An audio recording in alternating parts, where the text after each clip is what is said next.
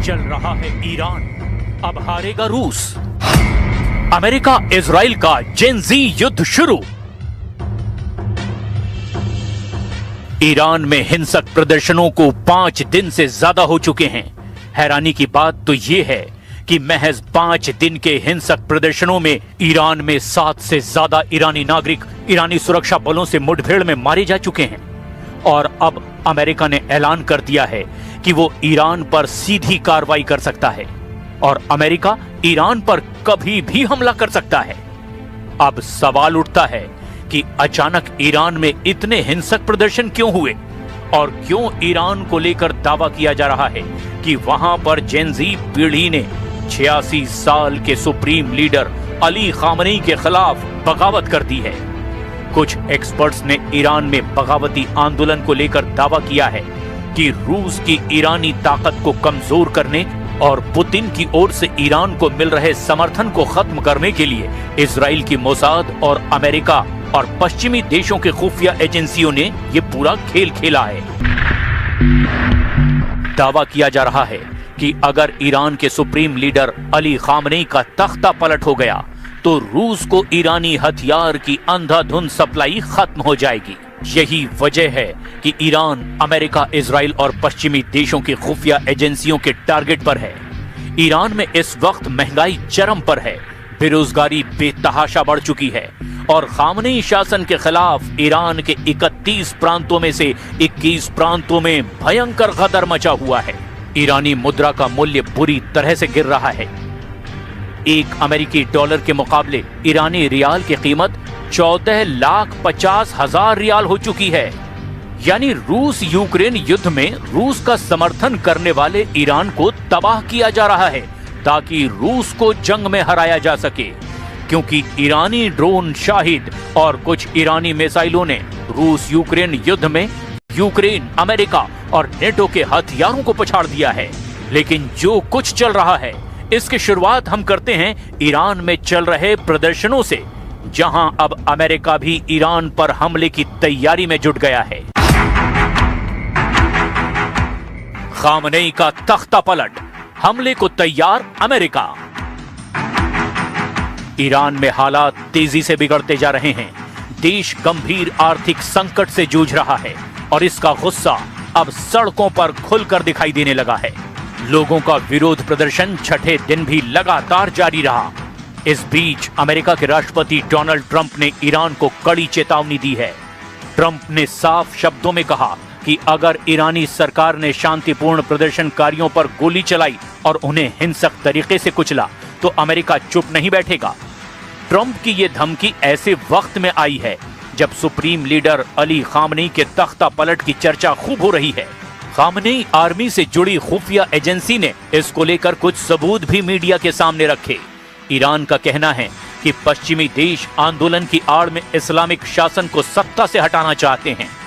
Iran में इस समय हालात बेहद विस्फोटक और चिंताजनक बने हुए हैं।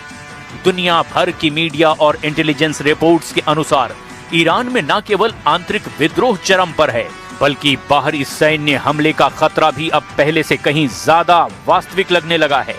हालांकि रूस और चीन ने पश्चिमी देशों को सख्त चेतावनी दी है कि प्रदर्शन ईरान का अंदरूनी मामला है।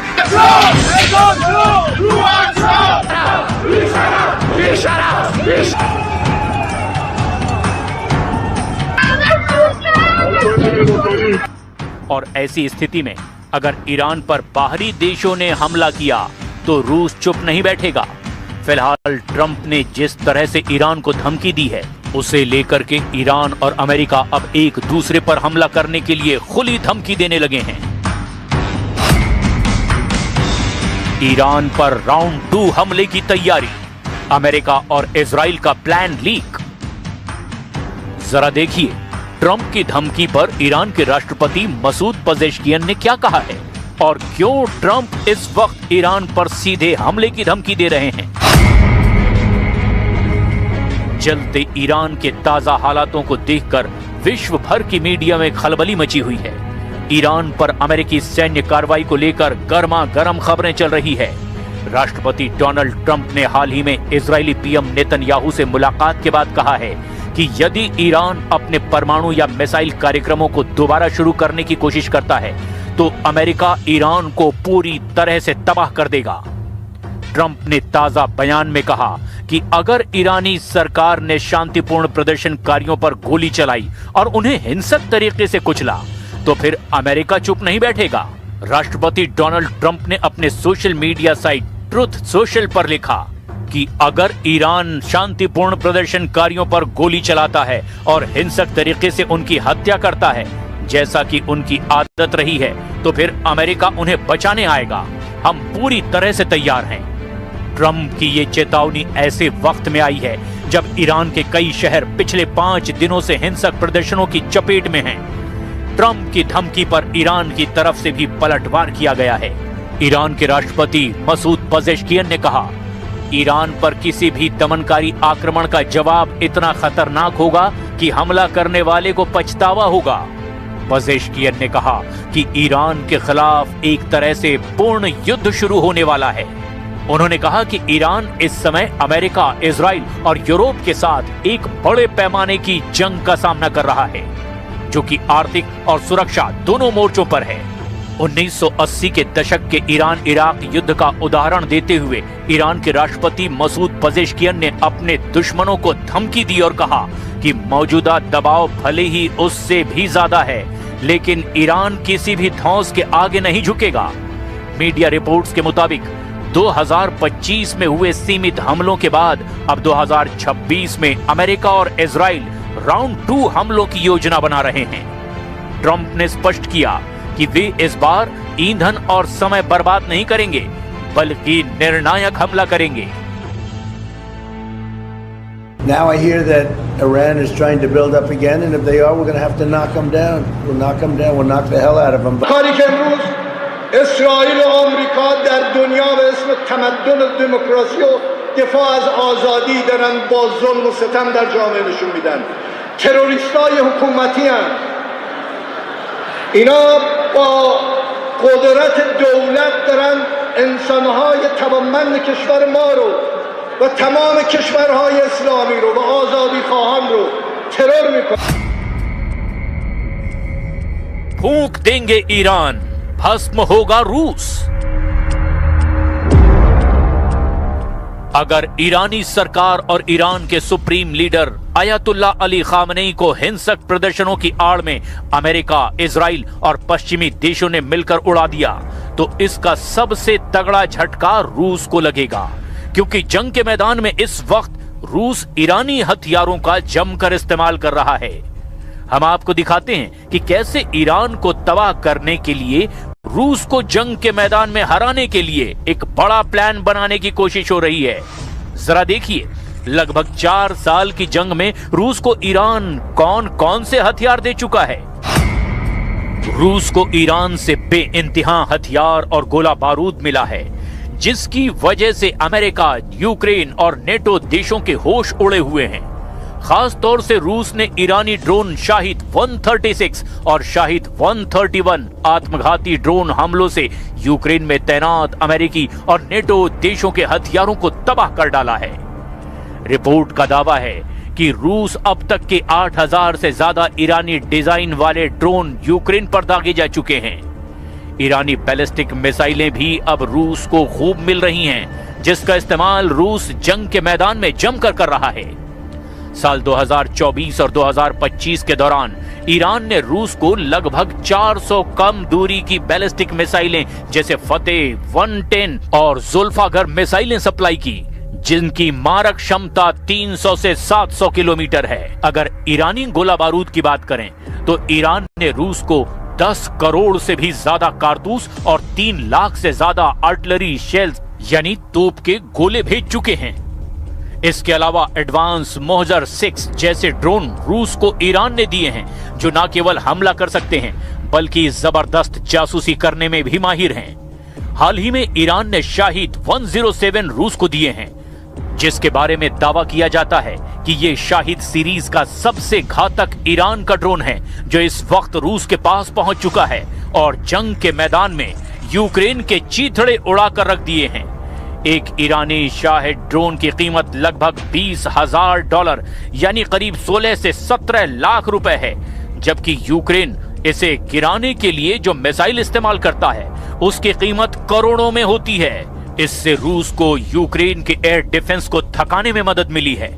रूस ने ईरानी ड्रोन्स का इस्तेमाल यूक्रेन के बिजली घरों और पानी की सप्लाई को तबाह करने के लिए किया है, जिससे सर्दी के मौसम में यूक्रेन की जनता पर भारी दबाव बना है। ईरान ने रूस के तातारस्तान क्षेत्र में ड्रोन बनाने की एक विशाल फैक्ट्री लगाने में मदद की है। अब रूस खुद ही हजारों की संख्या में गिरान नाम के ये ड्रोन बना रहा है। युद्ध के शुरुआती महीनों में रूस की अपनी मिसाइलों का भंडार खत्म होने लगा था। ईरान से मिले सस्ते ड्रोन्स और मिसाइलों ने रूस को अपनी महंगी मिसाइलों जैसे स्कंदर को सुरक्षित रखने का मौका दिया, और रूस को मिली इसी ईरानी मदद ने यूक्रेन, अमेरिका, इजराइल और नेटो को मजबूर किया कि ईरान को अंदर से तबाह कर दो ताकि वो रूस की मदद न कर सकें। इसीलिए वहां खामनेई शासन के खिलाफ बगावत और आर्थिक युद्ध शुरू कर दिया गया है, जिससे हालात तेजी से खराब हो रहे हैं।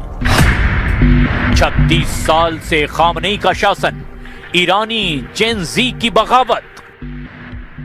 अयातुल्ला अली खामनेई ईरान के इतिहास में सबसे लंबे समय तक शासन करने वाले नेता हैं। अली खामनेई 4 जून 1989 से ईरान के सर्वोच्च नेता बने हुए हैं। जनवरी 2026 तक उन्हें इस पद पर 36 साल से ज्यादा समय हो गया है। खामनेई ईरान के संस्थापक अयातुल्ला रूहुल्लाह खुमैनी की मौत के अगले दिन इस पद पर बैठ गए थे। खामनेई 1981 से 1989 तक ईरान के तीसरे राष्ट्रपति रहे। इस हिसाब से राष्ट्रपति के रूप में खामनेई ने 8 साल सेवा की, जिसका अर्थ ये है कि पिछले 44 सालों से ईरान की सक्रिय सत्ता के केंद्र में हैं। लेकिन अब उसी ईरान में उनके खिलाफ भीषण बगावत शुरू हो चुकी है। ईरान के 31 प्रांतों में से ईरान के 21 से ज्यादा प्रांतों में प्रदर्शन फैल चुका है। ताजा खबरों के मुताबिक पिछले 24 घंटे में हुई हिंसा में कम से कम 7 लोगों की मौत की पुष्टि हुई है, जिनमें सुरक्षा बल, बसीज मिलिशिया के सदस्य और प्रदर्शनकारी दोनों शामिल हैं। ईरानी मुद्रा रियाल सबसे निचले स्तर पर लगभग 14.5 लाख रियाल प्रति डॉलर पर पहुंच गई है। देश में महंगाई दर 42 से 50% से ऊपर है। खाने पीने की चीजों के दाम आसमान छू रहे हैं और देश में बिजली और पानी की भारी किल्लत है। तेहरान के ग्रैंड बाजार के व्यापारियों की हड़ताल के बाद अब विश्वविद्यालयों के छात्र भी सड़कों पर हैं। तानाशाह मुर्दाबाद के नारों के साथ प्रदर्शनकारी सरकारी इमारतों को निशाना बना रहे हैं। ईरानी खुफिया एजेंसियों का दावा है कि ये प्रदर्शन महज आर्थिक नहीं बल्कि ऑपरेशन हेड का हिस्सा हैं, जिसे पश्चिमी ताकतें ईरान में तख्ता पलट के लिए चला रही हैं। ईरान सरकार और उनकी खुफिया एजेंसियों का दावा है कि ये प्रदर्शन पश्चिमी देशों और इजराइल की साजिश है। ईरानी खुफिया अधिकारियों का कहना है कि इजरायली एजेंसी मोसाद और पश्चिमी ताकतें सोशल मीडिया के जरिए लोगों को भड़का रही हैं। उन्होंने कुछ विदेशी एजेंटों को गिरफ्तार करने और भारी मात्रा में तस्करी किए गए हथियार बरामद करने का भी दावा किया। ईरान में प्रदर्शन में हो रही मौतों को देखते हुए ईरान में कोहराम मच गया है। ईरान के ग्रामीण प्रांतों और छोटे शहरों जैसे अजना, लोरेस्तान और एस्फान में जमकर बवाल हो रहा है। सैकड़ों लोगों को गिरफ्तार किया गया है, जिनमें तेहरान यूनिवर्सिटी के स्टूडेंट्स लीडर्स भी शामिल हैं। ईरान में प्रदर्शनों का स्वरूप अब आर्थिक से राजनीतिक हो गया है। तेहरान और दूसरे शहरों में खामनेई के खिलाफ नारे लगाए जा रहे हैं। तानाशाह मुर्दाबाद और खामनेई मुर्दाबाद के नारे लग रहे हैं। ईरानी जेनजी प्रदर्शनकारियों ने इलाके के गवर्नर ऑफिस, मस्जिद, मार्टर्स फाउंडेशन, टाउन हॉल और बैंक की बिल्डिंगों पर पत्थर फेंके हैं। जवाब में ईरानी पुलिस ने आंसू गैस के गोले दागे हैं। 2022 के बाद इसे ईरान में अब तक का सबसे बड़ा विरोध प्रदर्शन बताया जा रहा है। इस विरोध प्रदर्शन का सबसे बड़ा कारण आर्थिक संकट है।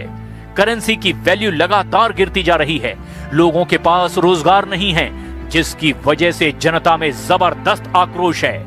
खास तौर से खाद्य पदार्थों की कीमतों में 72% की बढ़ोतरी हुई है। We are engaged in a full-scale war. Right now, the enemy has placed most of its hopes on knocking